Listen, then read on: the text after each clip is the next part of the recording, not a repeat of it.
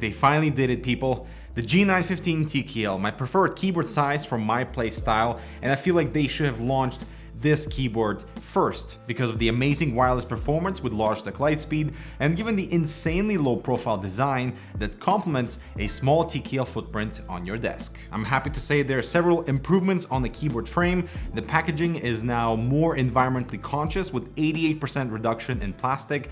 Battery life is much better too, but unfortunately my statement on keyboard pricing from 9 months ago still stands true today. I don't know, is it just me or gaming keyboards becoming way too expensive?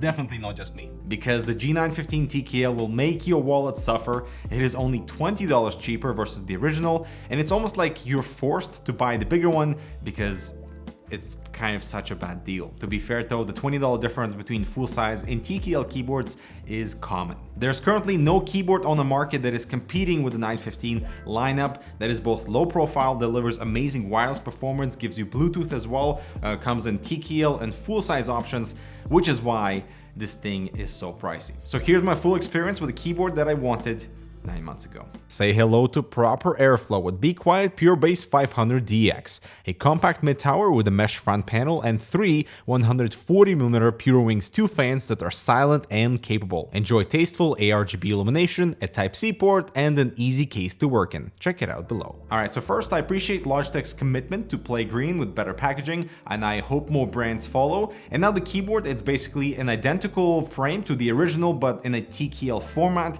without the G keys on the left, no numpad, and profile keys have moved into the F keys, but the depth and height of the frame has stayed the same. It is very low to the surface, requiring no wrist pad, but once you angle it, it kind of reaches the same height as a standard keyboard, and I don't find it particularly comfortable when it's totally flat. It feels like I'm typing on my desk instead of a keyboard, so the dual angle adjustment at the bottom is necessary for better ergonomics. They have smoothed out the edges on the corner, so the aluminum is not so sharp. That is one improvement on the frame versus the original, and they've also added a USB compartment at the bottom to store the receiver that is clearly labeled to avoid confusion, and this USB pocket is appreciated given the travel-friendly format. The media keys are still rubber and round with a cool-looking volume wheel that absolutely has no tactility or resistance behind it. This is the cheapest feeling element on this keyboard. However, they've removed the whole latency issue that I've experienced with the original, so the volume adjustments in Windows are instantaneous.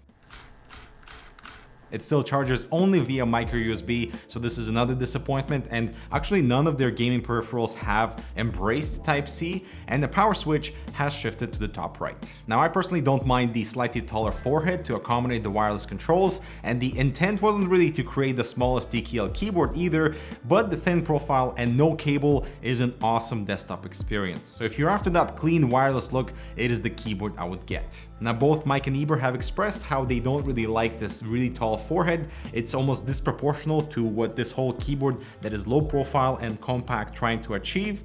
I agree with them, but I don't particularly mind it. The low profile KL switches come in 3 flavors, with tactile being my favorite, but a word of caution on the keycaps because the legs could snap, which is what happened on my original 915 if you take them off and you're not super careful. But the bottom row isn't standard anyway, even if you could find replacement keycaps. Now these are regular ABS, another disappointment for the price point. They're kind of shiny and stand out from the lighter aluminum frame underneath, and the secondary characters are not illuminated, and pretty much all of the larger keys have some form of rattle. You can even hear it if I shake the keyboard. Yikes.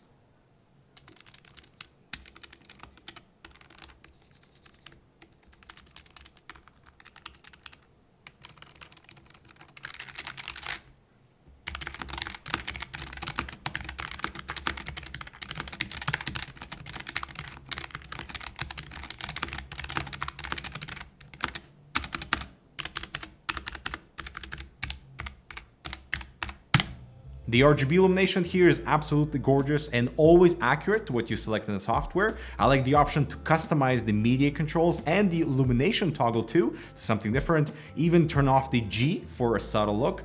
But RGB eats away at your battery. Check out the difference between these 3 settings. It is nice to see it improve over the original to 40 hours of runtime at 100% brightness, but I'd run this at 25% or 50% to get a nice battery boost and keep the inactivity lighting at default volt for battery savings. I recharged from 30% to 100% in 3 hours, not bad. And lastly, only the F keys are customizable through G-Hub, either remapping, creating macros, or enabling G-Shift that adds a second layer of commands when the G-Shift key is pressed, but that also can only be mapped to the F keys, so it's very awkward to use. But I love the option to disable any key you find annoying when game mode is enabled. And the reason why I wanted this keyboard 9 months ago is because the low profile nature complements the compact footprint on your desk, which is why TKL makes sense, and the gigantic full-size G915 doesn't. As far as the gaming experience goes, I love this smaller footprint on my desk. I like the low profile switches because the travel distance is much shorter versus your traditional full-size switch. And my only complaint with regards to handling of the keyboard are the keycaps, because they're not exactly fully stable inside the switch, and that's just the nature of the switch and the keycap design, but they do have a bit more wiggle play and motion that I'm used to. Perhaps the wireless nature compensates for that. And the next thing that I would love to see from Logitech would be the same frame, but with full-size mechanical switches and potentially them being hot swappable.